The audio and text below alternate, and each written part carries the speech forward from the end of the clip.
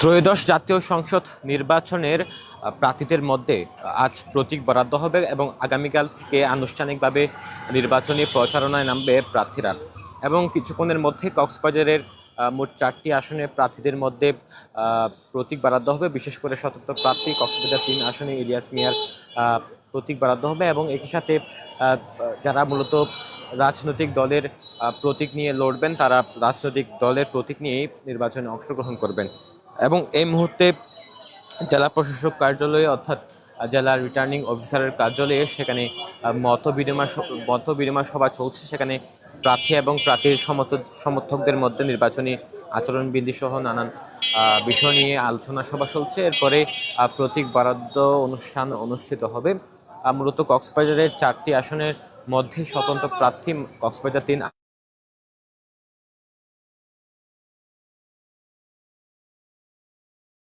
তারা বাতিল হয়েছেন, তারা উচ্চ আদালতে আপিল করেছেন। এরপর রায় নিয়ে অনেকেই মূলত তারা রায় নিয়ে আবারও বৈধ ঘোষণা হয়ে পরবর্তীতে নির্বাচনে অংশ নিচ্ছেন।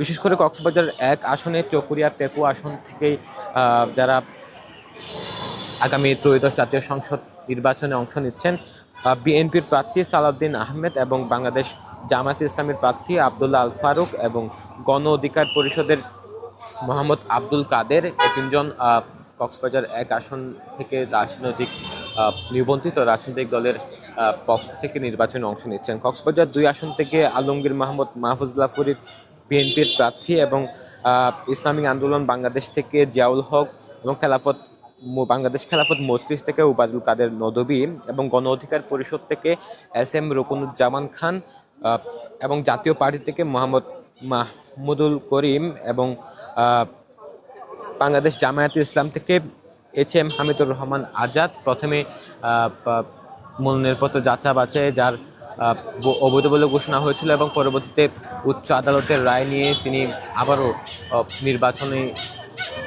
নির্বাচনে অংশগ্রহণ করবেন।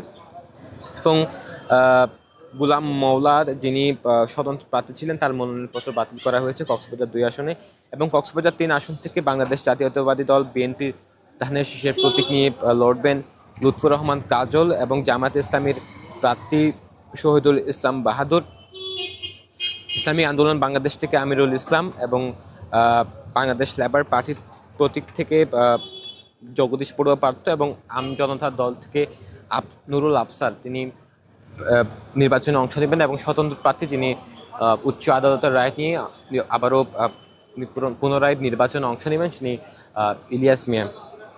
এবং কক্সবাজার 4 আসন থেকে বিএনপির প্রার্থী শাহজাহান চৌধুরী এবং জামায়াত ইসলামের প্রার্থী জেলা জামায়াতের আমির নূর আহমেদ আনোয়ারি এবং ইসলামিক আন্দোলন বাংলাদেশের নুরুল হক এবং বাংলাদেশ জাতীয়তাবাদী গণতান্ত্রিক আন্দোলন NDM এর সাইফুদ্দিন খালেদ।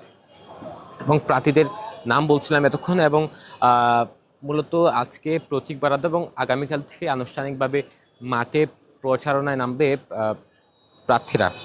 যদি আমি কক্সবাজার 4টি আসনে মোট ভোটার সংখ্যা বলি 18,49,992 জন কক্সবাজারের 4টি আসনের মোট ভোটার সংখ্যা। এবং যার মধ্যে মোট পুরুষ ভোটার 9,80,653 জন এবং নারী ভোটার 8,69,331 জন এবং তৃতীয় লিঙ্গের মোট ভোটার রয়েছে কক্সবাজার 4টি আসনে 8 জন। এবার আসন ভিত্তিক ভোটার সংখ্যা যদি বলি কক্সবাজার 1 আসনে মোট ভোটার 5,40,490 জন। এর মধ্যে পুরুষ ভোটার 2,90,291 জন এবং নারী ভোটার 2,50,198 জন এবং তৃতীয় লিঙ্গের ভোটার রয়েছে কক্সবাজার 1 আসনে 1 জন। কক্সবাজার 2 আসনে মোট ভোটার সংখ্যা 3,87,851 জন। এর মধ্যে পুরুষ ভোটার 2,06,456 জন এবং নারী ভোটার রয়েছে 1,81,395 জন। এই আসনে তৃতীয় লিঙ্গের কোনো ভোটার নেই। কক্সবাজার 3 আসনে মোট ভোটার রয়েছে 5,45,963 জন। এর মধ্যে পুরুষ ভোটার 2,91,100 জন এবং নারী ভোটার 2,54,862 জন এবং তৃতীয় লিঙ্গের মোট ভোটার রয়েছে কক্সবাজার 3 আসনে 1 জন। এবং কক্সবাজার 4 আসনে মোট ভোটার সংখ্যা 3,75,688 জন। এর মধ্যে পুরুষ ভোটার 1,92,806 জন এবং নারী ভোটার 82,876 জন এবং তৃতীয় লিঙ্গের মোট ভোটার রয়েছে 6 জন। এতক্ষণ বলছিলাম কক্সবাজারের 4টি আসনে কত ভোটার রয়েছে, ভোটার সংখ্যা জানাচ্ছিলাম। মূলত আজকে যে বিষয়টি নিয়ে লাইভে এসেছি সেটা হচ্ছে আজকে প্রতীক বরাদ্দ এবং আগামীকাল থেকে প্রচারণা নামবে। বিশেষ করে ত্রয়োদশ জাতীয় সংসদ নির্বাচনকে ঘিরে বিভিন্ন রাজনৈতিক দলের মধ্যে উৎসাহ উদ্দীপনা বিরাজ করছে এবং এই নির্বাচনে প্রচার প্রচারণা যেহেতু আগামীকাল থেকে শুরু হবে, সেহেতু নির্বাচনের উৎসব সেটি আগামীকাল থেকে মাঠে দেখা যাবে। ইতিমধ্যে বিভিন্ন দলের নেতাকর্মীদের সাথে কথা হয়েছে, তারা যেমনটি জানাচ্ছিলেন যে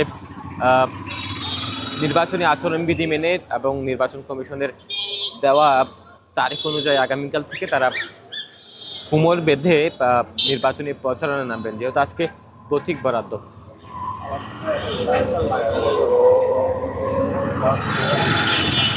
কিছুক্ষণের মধ্যেই মূলত কক্সবাজারের 4টি আসনের যে প্রতীক বরাদ্দ অনুষ্ঠান সেটি শুরু হবে। এই মুহূর্তে প্রার্থী এবং তাদের সমর্থকদের নিয়ে যে মত বিনিময় সভা করছে জেলা রিটার্নিং অফিসার। এরপর প্রতীক বরাদ্দ অনুষ্ঠান অনুষ্ঠিত হবে এবং আগামীকাল থেকে শুরু হবে আনুষ্ঠানিকভাবে নির্বাচনী প্রচারণা।